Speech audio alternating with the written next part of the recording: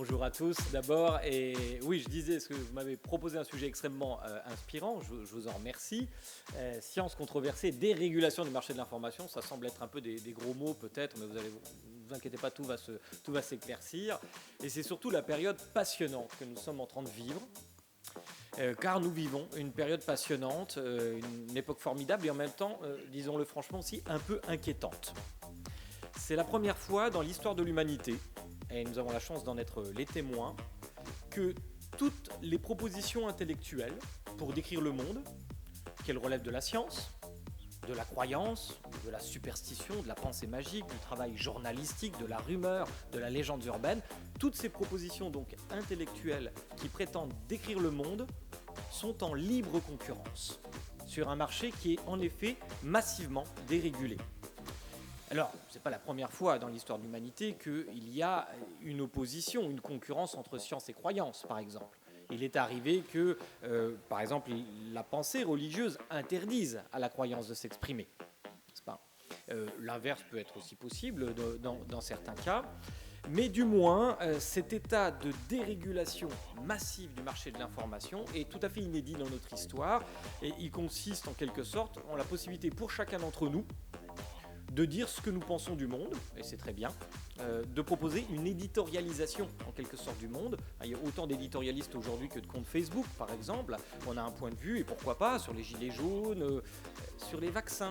C'est un peu plus délicat. Ou sur toute une série de sujets à propos de la science, à propos desquels la science dit quelque chose, mais à propos desquels nous ne sommes pas forcément d'accord.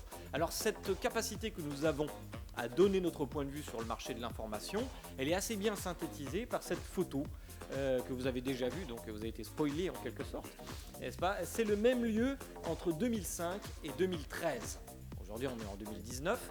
Donc vous voyez, dans cette période, il s'est passé un tout petit quelque chose qui est quand même relativement fondamental. C'est-à-dire que nous sommes aujourd'hui tous porteurs, probablement ici dans la salle aussi, d'un appareil. D'ailleurs, je vois que certains en usent. Mais ça s'est passé ce matin et on en était contents de voir les smartphones sortir. Tout à fait. Je ne suis pas du tout technophobe, vous allez le comprendre. Et donc vive l'hypermodernité, c'est pas un problème, mais on peut aussi apprécier son hypermodernité et garder son esprit critique, ce que je vais essayer de faire avec vous. Donc oui, nous avons tous dans la poche un objet qui nous permet d'enregistrer un segment de réalité et de le verser immédiatement en quelque sorte dans l'espace public. Eh bien, cette possibilité, elle avait été largement anticipée par les concepteurs de ce qu'on appelle Internet, qui ne s'est pas toujours appelé Internet, par les concepteurs d'Internet, qui étaient aussi un peu des idéalistes. Il y avait une philosophie politique derrière Internet, et c'était précisément cette démocratisation du marché de l'information, c'est-à-dire la capacité de tous de donner son point de vue. Et on attendait des merveilles de cette innovation technologique, et c'est vrai qu'elle est merveilleuse cette innovation technologique, mais peut-être qu'elle ne conduit pas aussi sûrement qu'on l'avait imaginé vers les démocraties éclairées. Parce que c'est ça qui était visé, les sociétés de la connaissance. Eh bien, le mécanisme explicatif était simple, on se disait, puisque chacun va pouvoir donner son point de vue sur le monde, il va le faire avec ses compétences, et nous allons tous bénéficier de cette disponibilité massive de l'information. D'abord, ça va tempérer nos points de vue. On va rencontrer d'autres points de vue. On se dit « Ah oui, j'avais pas vu les choses comme ça. » En effet, nous allons donc tous devenir beaucoup plus tempérants, pensaient les fondateurs du net. Et puis, par ailleurs, nous allons nous enrichir les uns les autres. C'est-à-dire cette diversité cognitive, intellectuelle, elle va nous rapprocher des sociétés de la connaissance.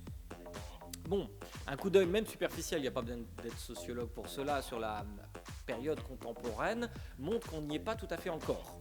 Il va falloir patienter, puisqu'en effet, ce qui semble frapper nos sociétés, au moins à court terme, pourtant des sociétés où le niveau d'éducation n'a jamais été aussi important, où la disponibilité de l'information, en effet, n'a jamais été aussi importante. On a produit plus d'informations au début des années 2000 que depuis l'invention de l'imprimerie par Gutenberg. En 2005, on avait produit 150 exabits de données, ce qui est colossal. En 2010, on en avait produit 8 fois plus. Donc, en effet, il y a bien une disponibilité de l'information qui est gigantesque, et c'est aussi un fait majeur de notre histoire commune. Seulement, les sociétés contemporaines semblent être plutôt frappées que par la diffusion massive de la connaissance, par des épidémies de crédulité. Ainsi, par exemple, en matière toxicologique, puisque ce sont des questions qui vous intéressent particulièrement, y a-t-il beaucoup plus d'intolérants au gluten que ce que n'avaient prévu les allergologues ? Certains ont peur de vivre près de leur compteur Linky. Certains sont persuadés que respirer l'air des villes est plus dangereux que de fumer des cigarettes, ce qui est un problème. Certains, comme vous le savez aussi, et particulièrement en France, se méfient des vaccins, par exemple, et globalement, face à notre assiette, on souhaite plutôt bonne chance que bon appétit. Alors, pourquoi ? Comment en est-on arrivé là-bas ? D'abord, il y a eu une première naïveté, mais c'était tout à fait compréhensible, cette naïveté, et c'est une naïveté raisonnable, de croire que cet afflux d'informations, cette disponibilité de l'information, elle allait nous enjoindre à cultiver la diversité intellectuelle. En réalité, ce n'est pas du tout ce qui s'est produit, on le sait assez bien, donc je vais passer vite parce que je pense que vous êtes tous un peu initiés à ces questions. Ce qui s'est produit tout simplement, c'est que d'une part, en raison du fonctionnement même de notre cerveau, qui cherche plutôt à confirmer les croyances qu'il n'a plutôt que les mettre en danger en fréquentant des argumentaires qui pourraient les contredire, ce qu'on appelle le biais de confirmation, et aussi en fonction du fonctionnement des algorithmes dont vous avez entendu parler, qui régissent les réseaux sociaux, qui régissent aussi bien Netflix, Amazon, etc., et qui tentent à nous enfermer dans ce qu'on appelle des chambres d'écho. Vous savez, si vous avez un abonnement Netflix, vous l'avez remarqué, si vous avez regardé telle ou telle série télé, on vous en propose d'autres qui vous intéresseront sans doute, selon les big data, selon les statistiques de consommation. Si vous avez acheté tel livre sur Amazon, on va vous proposer des livres qui ressemblent un peu aux livres que vous avez achetés. Et si vous consultez tel ou tel blog politique, on va vous faire des suggestions allant dans le même sens. Et pour les réseaux sociaux, pour Facebook, c'est pareil. Vous allez voir prioritairement parmi tous vos amis ceux qui ont tendance à liker, à partager vos points de vue. Bref, dans cet océan d'informations, nous avons tendance à nous enfermer dans une position d'insularité cognitive et non pas à fréquenter la diversité, contrairement à ce qu'on aurait pu croire. On n'a pas besoin que des algorithmes, encore une fois, on le fait nous-mêmes. Sur nos réseaux sociaux, Facebook ou autres, quand quelqu'un nous agace, on a tendance à le virer de nos amis, voire à le bloquer s'il nous a vraiment agacé. Et ceux qui approuvent ce qu'on fait, qui like, qui partagent, vous avez remarqué en général, on les trouve très intelligents. Voilà, ça c'est une expression du biais de confirmation. Nous sommes tous comme ça, c'est profondément enraciné dans notre cerveau. Et cela conduit donc à une forme de paradoxe de la crédulité, c'est que plus il y a d'informations disponibles en réalité, plus il y a de probabilité de chance que vous en trouviez au moins une qui va dans le sens de vos attentes. Et c'est exactement ce que vous allez faire. Et vous allez d'autant plus le faire que vous allez utiliser pour ça, par exemple, un moteur de recherche comme Google, qui est quasiment monopolistique en France. Plus de 90% des recherches sont faites par Google. Et si vous ne trouvez pas ce que vous cherchez, vous changez de mots-clés. Vous ne changez pas de moteur de recherche en général. Je fais la même chose. Bon.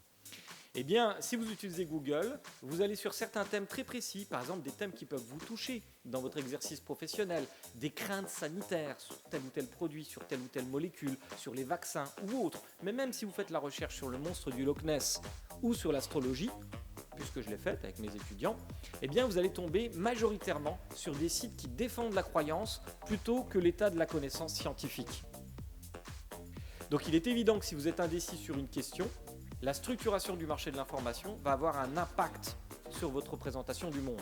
Pas si vous avez un point de vue ferme, bien entendu. Et voilà tout le domaine que permet cette dérégulation du marché de l'information. C'est l'activité donc de certaines minorités, ce qu'on appelle des minorités actives. En étude des topologies, on appelle ça des small worlds, simplement des petits mondes. En fait, la dérégulation du marché de l'information, elle a beaucoup favorisé l'activité de groupes minoritaires, mais très motivés à faire valoir leur point de vue. De sorte qu'on va avoir tendance à ne voir que cela, prioritairement, et que les moteurs de recherche vont nous y aider. Il n'y a pas besoin d'être très nombreux pour faire monter très haut un point de vue, il faut être extrêmement motivé. Et donc, nous allons confondre sur des sujets techniques, par exemple des sujets qui relèvent de l'état de la science, de la toxicologie, est-ce que les ondes c'est dangereux, etc. Nous allons avoir tendance à confondre la visibilité d'un point de vue sur le marché de l'information avec sa représentativité. C'est très simple à comprendre. Si vous allez dans un supermarché, par exemple, j'ai parlé de marché de l'information, et que vous avez une marque préférée de cornflakes, eh bien, si elle est tout en bas ou tout en haut du rayonnage, vous allez quand même aller la chercher, puisque c'est votre marque préférée. Mais si vous avez besoin de cornflakes, mais vous êtes indécis sur la marque, c'est exactement celui qui va être indécis sur une idée, par exemple sur les vaccins, ou sur tel produit, ou sur telle crème solaire, par exemple, il a entendu dire que c'était pas bon, mais il sait pas très bien. Eh bien, il va aller sur ce supermarché, il cherche une information, mais il n'a pas de préférence encore, il est indécis. Donc il est évident que la nature de l'achalandage sur les rayons va avoir un impact statistique sur son acte d'achat. Et c'est ainsi qu'un certain nombre de minorités arrivent donc à faire valoir leur point de vue et peu à peu grignoter, disons, en quelque sorte, notre socle épistémique commun. Et pour vous le montrer, j'ai reporté là les travaux de Graph d'un collègue et ami, Walter Quattrocecchi, qui est un informaticien italien et qui s'est intéressé par exemple à une controverse sur Facebook. Et alors voilà, c'est une représentation. Cette controverse, elle est indiquée par des points qui sont autant de comptes Facebook et les liens, vous voyez, entre ces points, c'est la densité des rapports entre ces points. Et donc vous avez grosso modo en rouge ceux qui défendent le point de vue rationnel, le point de vue de l'orthodoxie de la science, et en bleu ceux qui défendent un autre point de vue, qui sont conspirationnistes sur la question. Je ne rentre pas dans les détails de cette controverse, mais il y a deux choses qui sont intéressantes. D'une part, la confirmation de l'existence des chambres d'écho dont je vous ai parlé. Vous avez vu, finalement, ces gens ne se parlent pas tellement.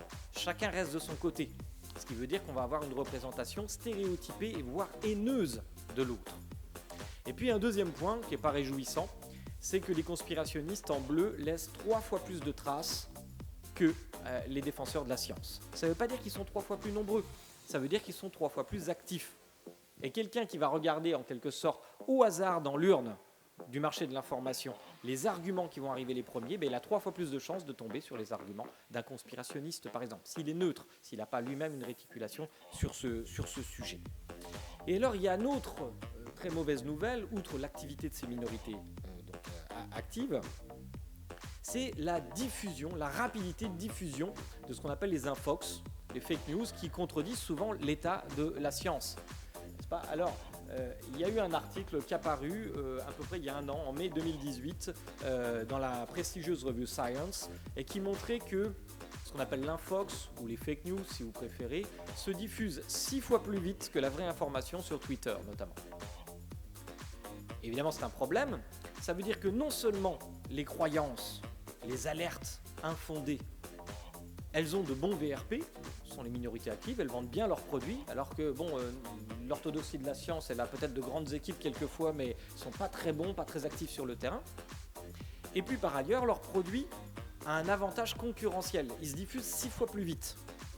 Mais pourquoi cela ? Eh bien, une des explications, c'est que les propositions de l'infox vont généralement dans le sens de nos attentes intuitives et naturelles. Et plus il y a d'informations disponibles, plus notre vigilance rationnelle aura tendance à baisser.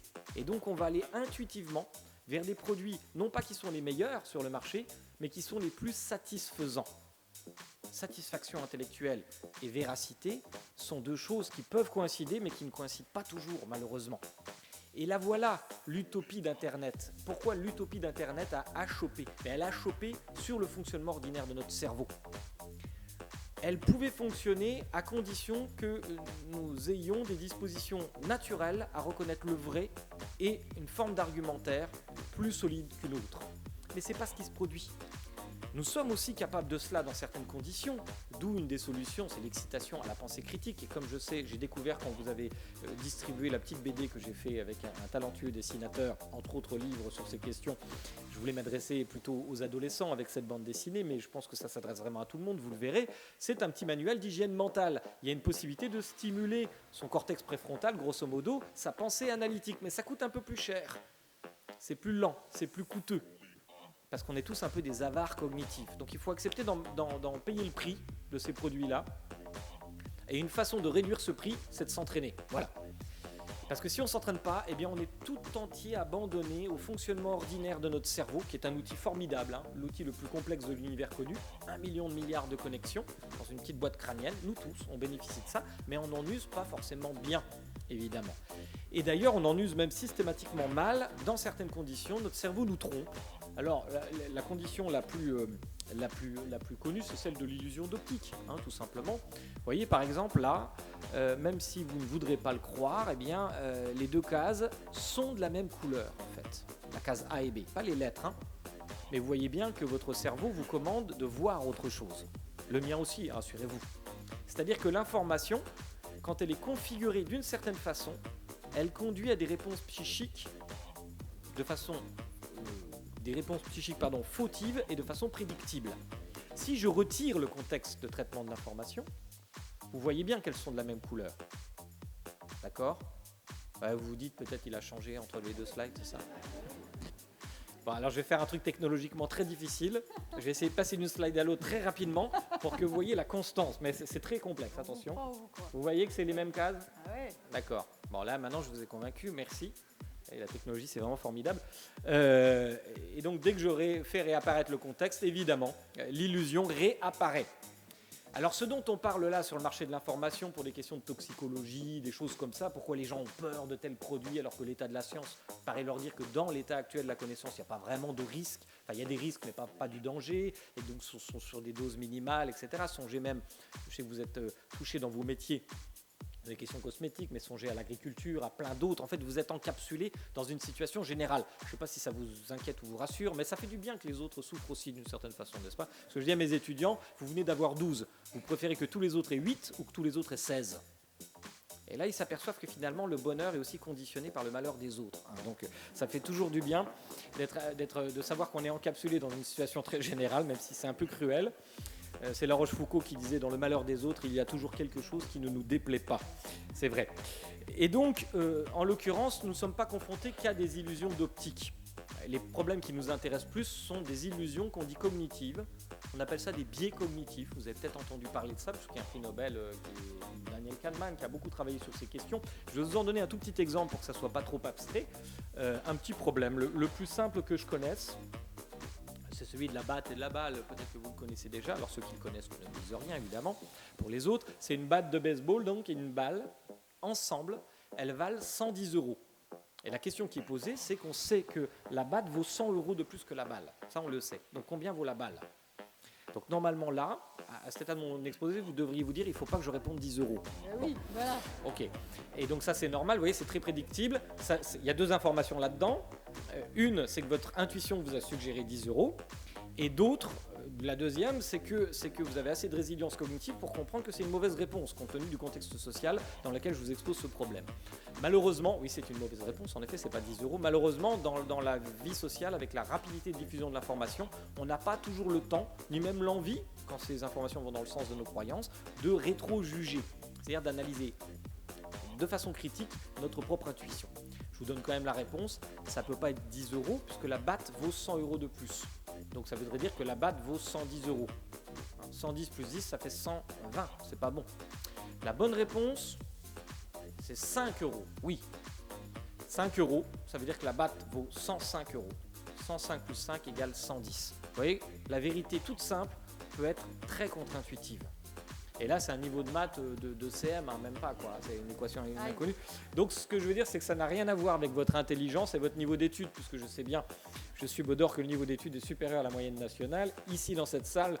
Donc, ça n'a rien à voir. Ces illusions cognitives, ces biais cognitifs, ils peuvent nous frapper aussi quand on est bien éduqué, même si le niveau d'études prévient statistiquement un tout petit peu l'influence de ces biais.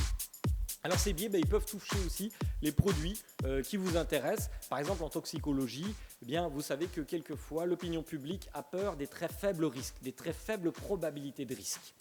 Et on sait qu'on peut faire des tas d'articles dans les journaux, juste orientés sur des questions de très faible risque, ce qui nous fait perdre un peu notre boussole. Et c'est tout à fait normal, parce que notre cerveau est très mal équipé pour penser les très faibles probabilités. Ça, c'est ce qu'on appelle la courbe de Prelec. Vous voyez qu'en abscisse, vous avez les probabilités réelles, et en ordonnée, les probabilités subjectives, la façon dont on se les représente. Si nous étions parfaitement rationnels, ce serait la droite affine en pointillé qui décrirait le rapport de l'un à l'autre. 0,1, on penserait 0,1, 0,2, on verrait 0,2. Or, en fait, il y a une déformation psychologique des probabilités, puisqu'on a tendance à multiplier par 10 ou 15 les très faibles probabilités. Je n'ai pas le temps de vous expliquer pourquoi, peut-être dans la séance de questions, si ça vous intéresse. Mais bref, ça veut dire que tout donneur d'alerte aujourd'hui sur ce marché de l'information, doté de minorités actives, peut aller dans le sens de nos intuitions en excitant notre tendance à surestimer les faibles probabilités. Une autre question que vous connaissez bien, c'est celle du rapport entre la dose et l'effet. La plupart de nos concitoyens semblent ne pas comprendre le vieux principe de Paracels. Rien n'est poison, tout est poison, seule la dose fait le poison. Vous l'avez peut-être déjà évoqué. Alors je passe, il y a quelques cas où il y a un rapport non linéaire entre la dose et l'effet, c'est un peu technique, je parle sur ces questions, mais en général, cette maxime reste tout à fait vraie, généralement, statistiquement, pour décrire, disons, les questions d'ordre toxicologique. Seulement, nous avons beaucoup de mal à comprendre ça intuitivement, tout simplement parce que notre cerveau a du mal à comprendre les effets de seuil. C'est-à-dire comment les gens raisonnent globalement, ils se disent à très haute dose, c'est dangereux. Ce qui veut dire qu'à très faible dose, c'est quand même un peu dangereux. Donc il n'y a pas d'idée de seuil et nous sommes incapables en général de comprendre les phénomènes d'accélération ou de décélération. Nous pensons en termes de proportionnalité, les phénomènes. Quelquefois, nous avons raison de le faire. Il y a beaucoup de déplacements dans l'espace physique. Le bébé intègre dans une physique spontanée des tas de mouvements qui sont décrits par des équations de type linéaire. Mais c'est pas, toutes les réalités, en particulier toxicologiques, ne sont pas de cette nature. Alors, pour vous faire comprendre ça, toucher du bout du doigt, du cerveau plutôt, cette réalité, et ça sera un peu ma conclusion, essayez de vous livrer à cet exercice, ça va être très rapide, je vais vous interrompre, ça va être frustrant, mais il faut que je vous interrompe avant que vous ayez terminé. Essayez de faire ce petit calcul, de tête bien sûr. Voilà, stop. Je vous avais dit que ce serait frustrant. Et maintenant, essayez dans votre tête d'imaginer le résultat de ce calcul. Vous n'avez pas eu le temps, c'est bien volontairement que je vous ai interrompu, vous n'avez pas eu le temps d'aller au terme de ce calcul, mais essayez d'imaginer le résultat. Alors je ne sais pas à quel résultat vous aboutissez, mais on a fait ces tests en l'occurrence, et on a trouvé qu'en général, les gens disaient 2000. Certains disaient 500 d'ailleurs, ça dépend si on commence par la gauche, on dit 500. 2000 c'est quand on commence par la droite, donc vous avez sans doute commencé par la gauche. Et la plupart des gens qui commencent par la gauche, en moyenne, disent à peu près 500. Or le bon résultat c'est plus de 40 000. Et pourquoi nous n'arrivons pas à anticiper ça ? Parce que précisément, nous raisonnons de façon linéaire, y compris dans une équation qui a une progression, c'est une factorielle, donc disons on va dire géométrique.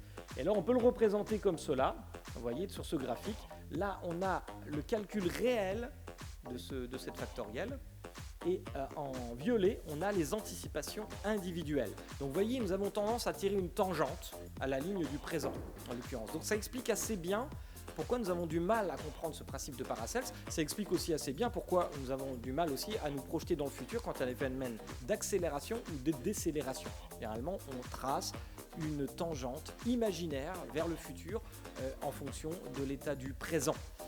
Et donc, ces biais cognitifs sont extrêmement nombreux, il y en a plus de 150. Ils peuvent se combiner en plus avec des stéréotypes sociaux, avec la position que nous occupons dans l'espace pour juger. Plus vous avez vu qu'il y a des minorités actives qui nous attendent au tournant pour aller dans le sens de nos propres attentes. Bref, dans le bras de fer qui se noue aujourd'hui entre la démocratie éclairée que nous espérons et la démocratie de la crédulité que nous redoutons, eh bien malin celui qui peut dire lequel va l'emporter. Je vous remercie beaucoup. Merci beaucoup.